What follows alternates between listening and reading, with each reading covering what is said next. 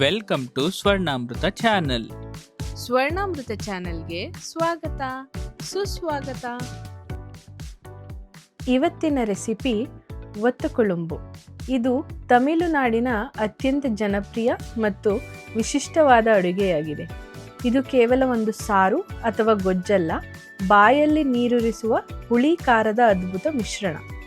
ಮಧ್ಯಾಹ್ನದ ಬಿಸಿ ಬಿಸಿ ಅನ್ನ ಮತ್ತು ತುಪ್ಪದೊಂದಿಗೆ ಇದರ ಕಾಂಬಿನೇಷನ್ ತುಂಬ ಅದ್ಭುತವಾಗಿರುತ್ತದೆ. ಒತ್ತುಕುಳುಂಬು ಮಾಡೋಕ್ಕೆ ಏನೇನು ಐಟಮ್ಸ್ ಬೇಕು ಅಂತ ನೋಡೋಣ. ತೊಗರಿಬೇಳೆ, ಉದ್ದಿನಕಾಳು, ಮೆಣಸು, ಬ್ಯಾಡಗಿ ಮೆಣಸಿನ್ಕಾಯಿ ಮತ್ತು ಗುಂಟೂರು ಮೆಣಸಿನ್ಕಾಯಿ, ಜೀರಿಗೆ, ಧನಿಯಾ, ಕರಿಬೇವು. 2 ಟೊಮೆಟೊನ ನಾನು ಇಲ್ಲಿ ಕ್ರಷ್ ಮಾಡಿ ಇಟ್ಕೊಂಡಿದ್ದೀನಿ. ನೆಲ್ಲಿಕಾಯಿ ಗಾತ್ರದಷ್ಟು ಹುಣಸೆ ಹಣ್ಣಿನ ರಸ ಮಾಡ್ಕೊಂಡಿದ್ದೀನಿ. ಸುಂಡಕಾಯಿ ಅಥವಾ ಕುಂದನೆಕಾಯಿ ಅಂತಾರೆ ಇದನ್ನು. ಬೆಳ್ಳುಳ್ಳಿ, ಮೆಂತ್ಯ, ಹಿಂಗು, ಉಪ್ಪು. ಒಗ್ಗರಣೆಗೆ ನಾನು ಇಲ್ಲಿ ಸಾಸಿವೆ, ಜೀರಿಗೆ, ಮೆಂತ್ಯ, ಮೆಣಸಿನ್ಕಾಯಿ, ಕರಿಬೇವು, ಅರಿಶಿಣದ ಪುಡಿ, ಅಚ್ಕಾರದ ಪುಡಿ ಮತ್ತು ಧನಿಯಾ ಪುಡಿ. ಇಲ್ಲಿ ನಾನು ಎಳ್ಳೆಣ್ಣೆನ ಯೂಸ್ ಮಾಡ್ತಾಯಿದ್ದೀನಿ, ತುಂಬ ಟೇಸ್ಟ್ ಬರೋಕ್ಕೋಸ್ಕರ. ಸಣ್ಣ ಈರುಳ್ಳಿ ಮತ್ತು ದಪ್ಪ ಈರುಳ್ಳಿನ ಸಣ್ಣದಾಗಿ ಕಟ್ ಮಾಡಿ ಇಟ್ಕೊಂಡಿದ್ದೀನಿ.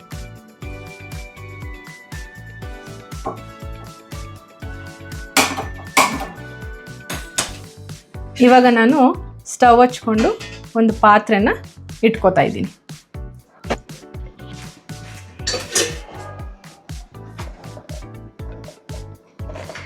ಎಳ್ಳೆಣ್ಣೆ ಏನಕ್ಕೆ ಯೂಸ್ ಮಾಡ್ತಾ ಇದ್ದೀನಿ ಅಂದರೆ, ತಮಿಳ್ನಾಡು ಕಡೆ ಎಲ್ಲ ಈ ಒತ್ತುಕುಳುಂಬಿಗೆ ಎಳ್ಳೆಣ್ಣೆನೇ ಯೂಸ್ ಮಾಡೋದು, ತುಂಬ ಟೇಸ್ಟ್ ಬರೋದಕ್ಕೋಸ್ಕರ ಮತ್ತು ಫ್ಲೇವರ್ಗೂ ಕೂಡ.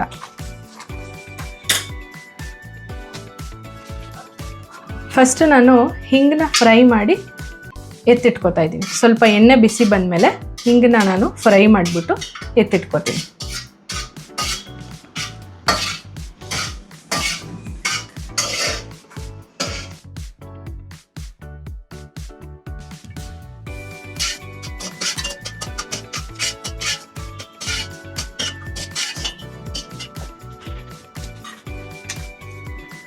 ನೋಡಿ, ನಾನು ಫ್ರೈ ಮಾಡಿ ಹಿಂಗನ್ನ ಎತ್ತಿಟ್ಕೊತಾ ಇದ್ದೀನಿ.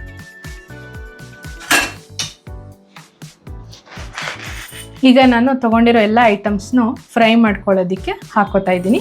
ಮೊದಲಿಗೆ ಉದ್ದಿನ ಕಾಳು,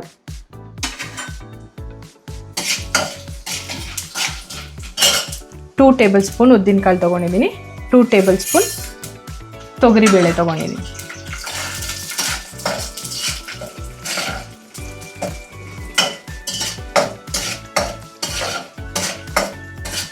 ಎಲ್ಲನೂ ನೀವು ಮೀಡಿಯಂ ಫ್ಲೇಮಲ್ಲಿ ಫ್ರೈ ಮಾಡಿಕೊಂಡ್ರೆ ಚೆನ್ನಾಗಿ ಫ್ರೈ ಆಗುತ್ತೆ.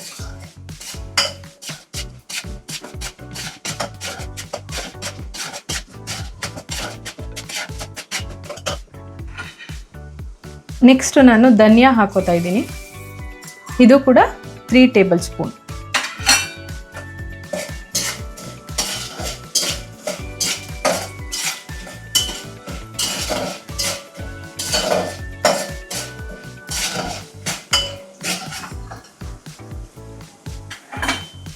ಈಗ ನಾನು ಮೆಣಸು ಹಾಕೊತಾ ಇದ್ದೀನಿ. ಇದು 1 ಟೇಬಲ್ ಸ್ಪೂನ್.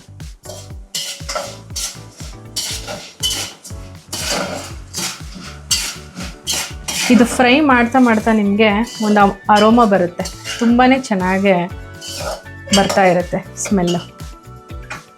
ಈಗ ನಾನು ಡೈಜೆಷನ್ಗೆ ಅಂದ್ಬಿಟ್ಟು ಜೀರಿಗೆನ 2 ಟೇಬಲ್ ಸ್ಪೂನ್ ಹಾಕೋತಾ ಇದ್ದೀನಿ. ಗುಂಟೂರು ಮೆಣಸಿನ್ಕಾಯಿ ಹಾಗೂ ಬ್ಯಾಡಗಿ ಮೆಣಸಿನ್ಕಾಯಿ ಹಾಕೋತಾ ಇದ್ದೀನಿ. ಗುಂಟೂರು ಮೆಣಸಿನ್ಕಾಯಿ 2 ತೊಗೊಳ್ಳಿ, ಬ್ಯಾಡಗಿ ಮೆಣಸಿನ್ಕಾಯಿ ಒಂದು 10 ತೊಗೊಳ್ಳಿ.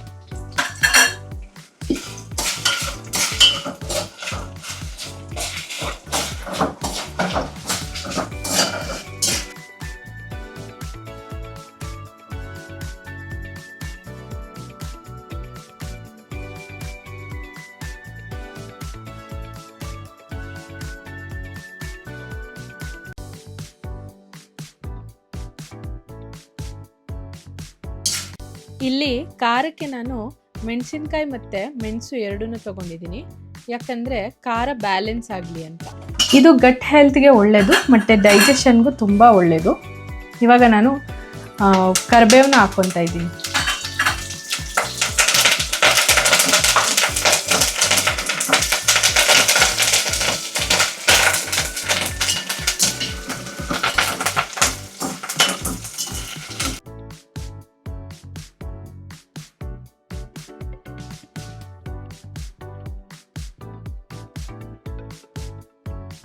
ನೋಡಿ ಇವಾಗ ಇದು ಫ್ರೈ ಆಯಿತು, ಸ್ವಲ್ಪ ಬ್ರೌನಿಶ್ ಆಗಾಯಿತು. ಇದನ್ನು ಸ್ವಲ್ಪ ನಾವು ಆರಿಸ್ಕೊಂಡು ಗ್ರೈಂಡರಲ್ಲಿ ಪುಡಿ ಮಾಡ್ಕೊಬೇಕು. ಸೊ ನಾನು ಇವಾಗ ಒಂದು ಪ್ಲೇಟ್ಗೆ ಹಾಕ್ಕೊತಾ ಇದ್ದೀನಿ.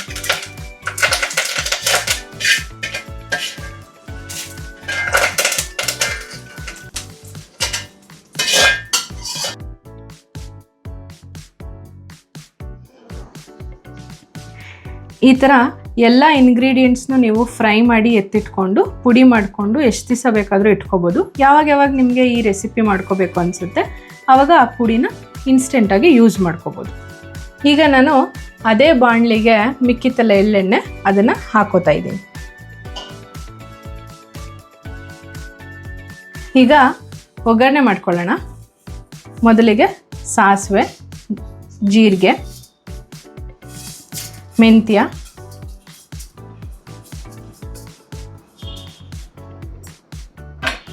ಇದು ಸ್ವಲ್ಪ ಚಿಟಪಟ ಬರೋವರೆಗೂ ನೀವು ಎಣ್ಣೆಯಲ್ಲಿ ಫ್ರೈ ಮಾಡ್ಕೋಬೇಕು.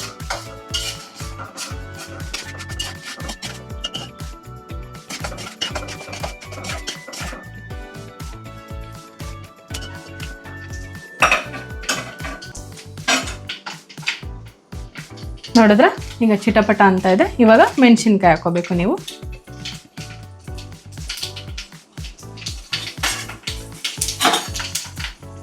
ಅದ್ರ ಜೊತೆಗೆ ಬೆಳ್ಳುಳ್ಳಿನೂ ಹಾಕ್ಕೊಳ್ಳಿ. 1-2 ಗೆಡ್ಡೆ ಬೆಳ್ಳುಳ್ಳಿ ಹಾಕ್ಕೊಂಡ್ರೆ ಚೆನ್ನಾಗಿರುತ್ತೆ. ಆಮೇಲೆ ಮೆಂತ್ಯ ಹಾಕ್ಕೊಳ್ಳಿ, 1 ಸ್ಪೂನ್ ಸಾಕು. ಆಮೇಲೆ ಕರಿಬೇವು ಹಾಕ್ಕೊಬೇಕು.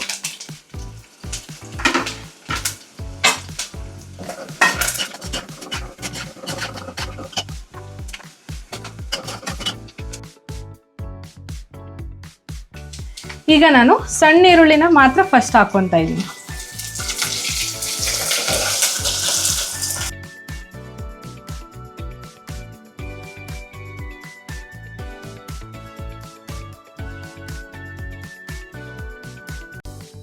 ಒಂದು ಕಪ್ ಸಣ್ಣ ಈರುಳ್ಳಿನ ಮಾತ್ರ ನಾನು ಫ್ರೈ ಮಾಡ್ಕೊತಾ ಇದ್ದೀನಿ ಫಸ್ಟು. ಯಾಕೆ ಅಂದರೆ ಇದು ಉಂಡೆ ಉಂಡೆ ಆಗಿರುತ್ತಲ್ವ, ಒಳಗಡೆ ಎಲ್ಲ ಫ್ರೈ ಆಗಬೇಕು ಅಂತ.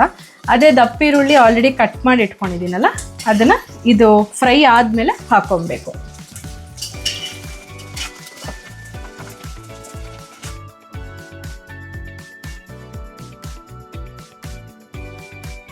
ಈರುಳ್ಳಿ ಒಂದು ಸ್ವಲ್ಪ ಗೋಲ್ಡನ್ ಬ್ರೌನ್ ಕಲರ್ ಬರೋವರೆಗೂ ನೀವು ಫ್ರೈ ಮಾಡ್ಕೊಬೇಕು. ಇದು ತಮಿಳ್ನಾಡಲ್ಲಿ ತುಂಬ ಫೇಮಸ್ಸು, ಅಲ್ಲಿ ಜಾಸ್ತಿ ಇದನ್ನು ತಿಂತಾರೆ. ನಾವು ಕೂಡ ಇಲ್ಲಿ ಈರುಳ್ಳಿ ಗೊಜ್ಜು ಅಂತ ಮಾಡ್ಕೊಂಡು ತಿಂತೀವಲ್ಲ, ಅದೇ ರೆಸಿಪಿ ಇದು. ಇವಾಗ ನಾವು ದಪ್ಪ ಈರುಳ್ಳಿನೂ ಕೂಡ ಇದ್ರ ಜೊತೆ ಆ್ಯಡ್ ಮಾಡ್ಕೊಳ್ಳೋಣ.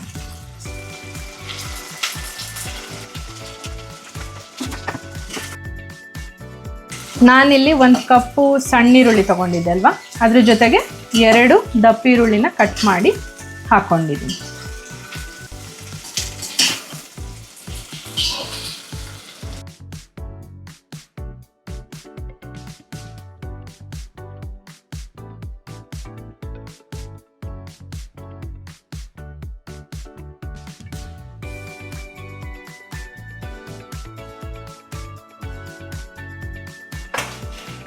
ನಾನಿಲ್ಲಿ ಜಾರ್ಗೆ ಹಿಂಗು ಹಾಕ್ಕೊಂಡಿದ್ದೀನಿ, ಫ್ರೈ ಮಾಡಿ ಎತ್ತಿಟ್ಕೊಂಡಿದ್ದು. ಆಮೇಲೆ ಇಲ್ಲಿ ಫ್ರೈ ಮಾಡ್ಕೊಂಡ್ವಲ್ಲ ಮೆಣಸಿನಕಾಳು, ಉದ್ದಿನಕಾಳು ಎಲ್ಲನೂ, ಅದನ್ನು ಜಾರ್ಗೆ ಹಾಕ್ಕೊಂಡು ಪುಡಿ ಮಾಡ್ಕೊಳ್ಳೋಕ್ಕೆ ಇಟ್ಕೊತಾ ಇದ್ದೀನಿ.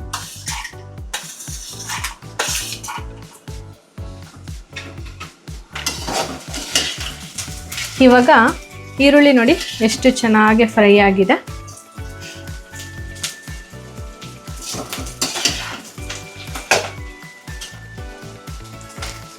ನೆಕ್ಸ್ಟ್ ನಾವು ಕ್ರಷ್ ಮಾಡಿ ಇಟ್ಕೊಂಡಿದ್ವಲ್ಲ ಆ ಟೊಮೆಟೊನ ಹಾಕೊಳ್ಳೋಣ. ಇಲ್ಲಿ ನಾನು 2 ಟೊಮೆಟೊನ ಕ್ರಷ್ ಮಾಡಿ ಇಟ್ಕೊಂಡಿದ್ದೆ.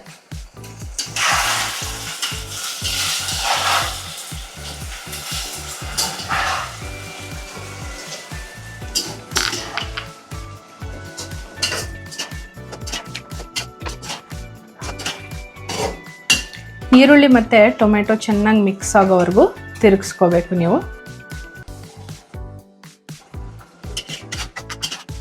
ಟೊಮೆಟೊ ಹಸಿ ವಾಸನೆ ಹೋಗೋವರೆಗೂ ಈರುಳ್ಳಿ ಜೊತೆ ಫ್ರೈ ಮಾಡ್ಕೋಬೇಕು ನೀವು.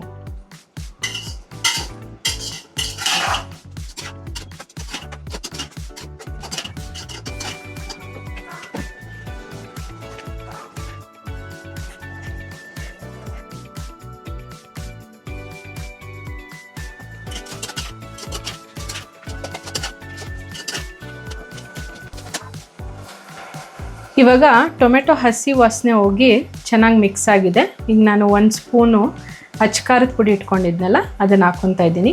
ಅರ್ಧ ಸ್ಪೂನ್ ಧನಿಯಾ ಪುಡಿ ಮತ್ತು ಅರ್ಧ ಸ್ಪೂನ್ ಅರಿಶಿನ ಪುಡಿನ ಹಾಕ್ಕೋತಾ ಇದ್ದೀನಿ.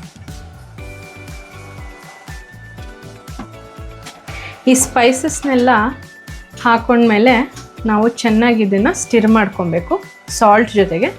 ನಿಮ್ಗೆ ರುಚಿಗೆ ಎಷ್ಟು ಬೇಕಷ್ಟು ಸಾಲ್ಟ್ನ ನೋಡ್ಕೊಂಡು ಹಾಕ್ಕೊಳ್ಳಿ. ಇಲ್ಲಿ ನಾನು 2 ಟೇಬಲ್ ಸ್ಪೂನಷ್ಟು ಸಾಲ್ಟ್ನ ಹಾಕ್ಕೊಂಡಿದ್ದೀನಿ. ಏನಪ್ಪ ಇಷ್ಟೊಂದು ಸ್ಪೈಸಸ್ಸು ಅಂತ ಅಂದ್ಕೊಂಬೇಡಿ.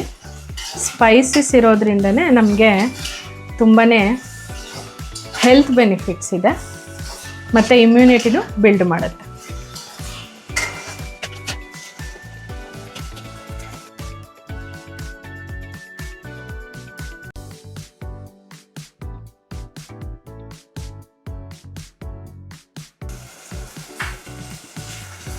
ಇವಾಗ ನಾನು ಹುಣಸೆ ಹಣ್ಣಿನ ರಸ ಇಟ್ಕೊಂಡಿದ್ದೀನಲ್ಲ ಅದನ್ನು ಹಾಕೋತಾ ಇದ್ದೀನಿ.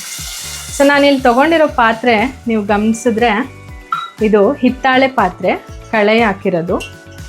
ಇದರಲ್ಲಿ ಮಾಡೋದ್ರಲ್ಲಿ ಏನು ಬೆನಿಫಿಟ್ಸ್ ಅಂದರೆ ಅಡುಗೆ ತುಂಬ ರುಚಿ ಬರುತ್ತೆ ಮತ್ತು ಹೆಲ್ತ್ಗೂ ಒಳ್ಳೆಯದು.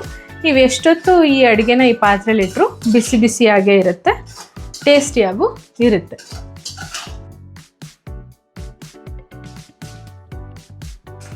ನಮ್ಮ ತಾತನ ಕಾಲದಲ್ಲೆಲ್ಲ ಇದೇ ಪಾತ್ರೆಯಲ್ಲಿ ಮಾಡ್ತಾಯಿದ್ರು. ಇವಾಗ ಏನೋ steel, stainless steel, non stick ಎಲ್ಲನೂ ಬಳಸ್ತಾರೆ.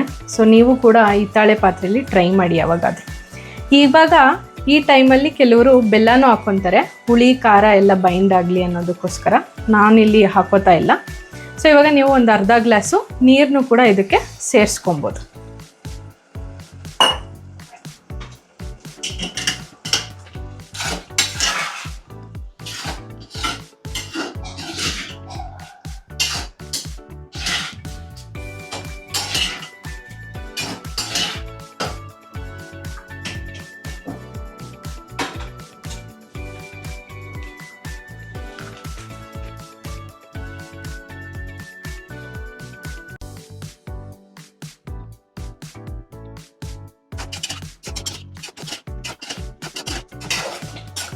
ಈ ಸ್ಟೇಜಲ್ಲಿ ನಿಮಗೆ ಖಾರ ಕಮ್ಮಿ ಆಗಿದೆಯಾ, ಉಪ್ಪು ಕಮ್ಮಿ ಆಗಿದೆಯಾ ಅಂತಲೂ ನೀವು ನೋಡಿಕೊಂಡು ಏನು ಬೇಕು ಅದನ್ನು ನೀವು ಆ್ಯಡ್ ಮಾಡ್ಕೊಬೋದು.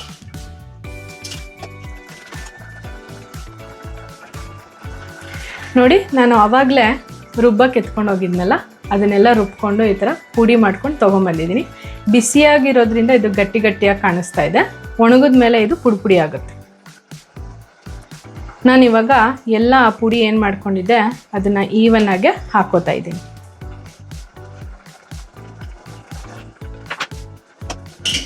ಇವಾಗ ಇದನ್ನು ನಾನು ತಿರುಗಿಸ್ಕೊತಾ ಇದ್ದೀನಿ ಈವನ್ನಾಗೆ. ಅದು ಎಲ್ಲ ಕಡೆ ಸ್ಪ್ರೆಡ್ ಆಗಿ ನೀಟಾಗಿ ಎಲ್ಲ ರುಚಿಗಳು ಬ್ಲೆಂಡ್ ಆಗಲಿ ಅಂತ.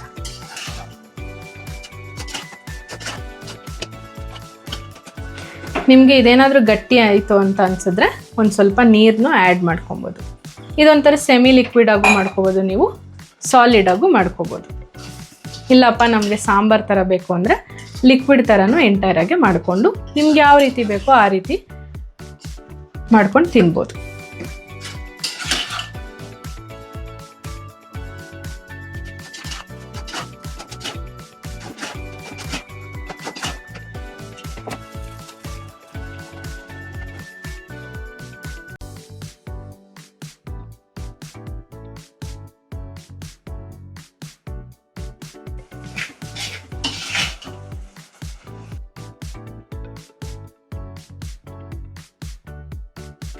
ನನಗೆ ಇನ್ನು ಸ್ವಲ್ಪ ನೀರು ಬೇಕು ಅನಿಸ್ತು, ಅದಕ್ಕೆ ಆ್ಯಡ್ ಮಾಡ್ಕೊತಾ ಇದ್ದೀನಿ. ತುಂಬ ಗಟ್ಟಿ ಆಯಿತು.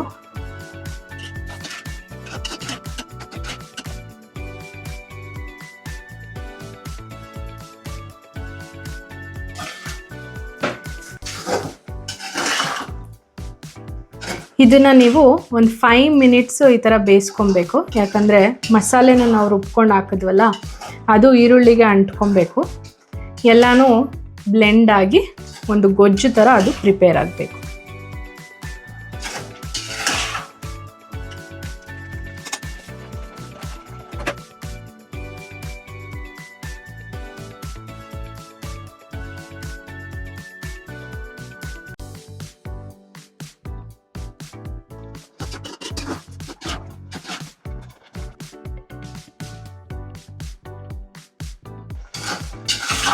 ಇವಾಗ ನೋಡಿ ಈರುಳ್ಳಿ ಮತ್ತು ಮಸಾಲ ಎರಡು ಸೇರಿಕೊಂಡು ಎಷ್ಟು ಚೆನ್ನಾಗಿ ಗೊಜ್ಜು ಟೈಪಲ್ಲಿ ಬಂದಿದೆ.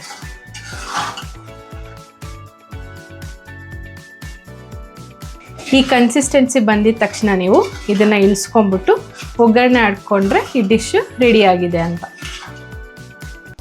ಸೊ ಇವಾಗ ನಾನು ಇದನ್ನು ಪಕ್ಕಕ್ಕೆ ಇಳಿಸ್ಕೊತಾ ಇದ್ದೀನಿ. ಇವಾಗ ನಾನು ಒಗ್ಗರಣೆಗೆ ಎಳ್ಳೆಣ್ಣೆ ಹಾಕ್ಕೊತಾ ಇದ್ದೀನಿ. ನೀವು ಈ ರೆಸಿಪಿಗೆ ಫುಲ್ ಎಳ್ಳೆಣ್ಣೆನೇ ಬಳಸಿ, ತುಂಬ ಚೆನ್ನಾಗಿರುತ್ತೆ, ಹೆಲ್ತ್ಗೂ ಕೂಡ ಒಳ್ಳೆಯದು. ಸಾಸಿವೆ ಹಾಕ್ಕೊತಾ ಇದ್ದೀನಿ.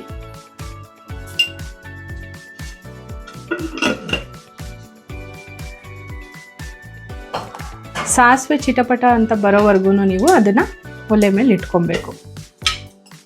ಆಮೇಲೆ ಒಂದು ಅರ್ಧ ಚಮಚ ಜೀರಿಗೆನ ಹಾಕ್ಕೊಳ್ಳಿ.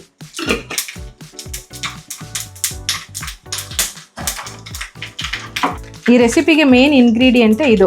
ಇದನ್ನು ಸುಂಡೆಕಾಯಿ ಅಥವಾ ಕುಂದನೆಕಾಯಿ ಅಂತ ಕರೀತಾರೆ. ಇದು ತುಂಬಾ ಹೆಲ್ತ್ಗೆ ಒಳ್ಳೆಯದು. ಇದನ್ನು ಶುಗರ್ ಇರೋರು ತಿಂದರೆ ತುಂಬಾ ಒಳ್ಳೆಯದು. ಸ್ವಲ್ಪ ಕಹಿ ಇರುತ್ತೆ ಮತ್ತು ಇದು ಡೈಜೆಷನ್ಗೆ ತುಂಬ ಒಳ್ಳೆಯದು ಮತ್ತು ಗಟ್ ಹೆಲ್ತ್ಗೆ ತುಂಬ ಬೆನಿಫಿಟ್. ಇದಿಲ್ಲ ಅಂದರೆ ಈ ರೆಸಿಪಿನೇ ಕಂಪ್ಲೀಟ್ ಅಲ್ಲ. ಇದು ನಿಮಗೆ ಆನ್ಲೈನಲ್ಲಿ ಅಥವಾ ಸ್ಟೋರ್ಸಲ್ಲಿ ಸಿಗುತ್ತೆ.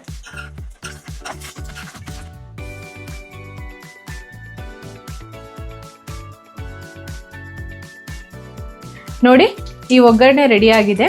ನಾನು ಪುಲ್ಸ್ಗೆ ಹಾಕ್ಕೊತಾ ಇದ್ದೀನಿ.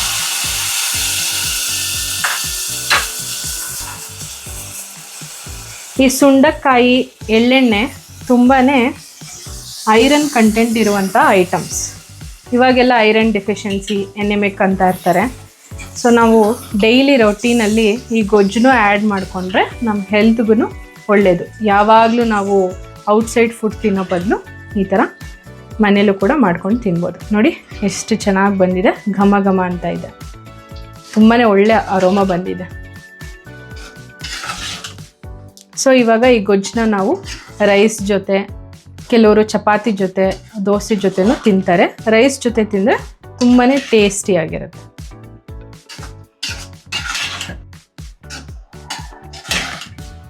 ಈ ಗೊಜ್ಜು ಫ್ರೆಶ್ ಆಗಿ ಬಿಸಿ ಬಿಸಿಯಾಗೂ ಚೆನ್ನಾಗಿರುತ್ತೆ. ನೆಕ್ಸ್ಟ್ ಡೇ ಇಟ್ಕೊಂಡು ತಿಂದರೆ ಇನ್ನೂ ಡಬಲ್ ಆಗಿ ಟೇಸ್ಟ್ ಕೊಟ್ಟು ಚೆನ್ನಾಗಿ ಬರುತ್ತೆ.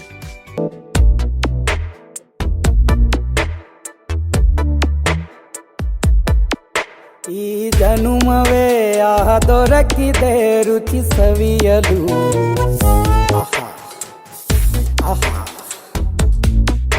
ಈ ಜಗವಿದೆ ನವರಸಗಳ ಉಣಬಡಿಸಲು. ಬಿಸಿ ಬಿಸಿ ಇದೆ ನೋಡಿ, ಬಿಸಿ ಬಿಸಿ ಆಗಿರೋ ಒತ್ತಕುಲಂಬು ರೆಡಿಯಾಗಿದೆ. ನನಗಂತೂ ನೋಡ್ತಾ ಇದ್ರೆ ತಿನ್ನಬೇಕು ಅಂತ ಅನಿಸ್ತಾ ಇದೆ. ನೀವು ಕೂಡ ಈ ರೆಸಿಪಿನ ಮನೇಲಿ ಟ್ರೈ ಮಾಡಿ, ಮನೆಯವ್ರಿಗೆ ಮಾಡಿಕೊಡಿ, ಇಷ್ಟಪಟ್ಟು ತಿಂತಾರೆ. ಮತ್ತು ನಮಗೆ ಕಮೆಂಟ್ ಮೂಲಕ ತಿಳಿಸಿ ಹೇಗಿತ್ತು ಅಂತ. ಈ ರೆಸಿಪಿ ನಿಮಗೆ ಇಷ್ಟ ಆಗಿದರೆ ಲೈಕ್ ಮಾಡಿ, ಶೇರ್ ಮಾಡಿ ಹಾಗೂ ಸಬ್ಸ್ಕ್ರೈಬ್ ಆಗೋದು ಮರಿಬೇಡಿ. Thank you for watching.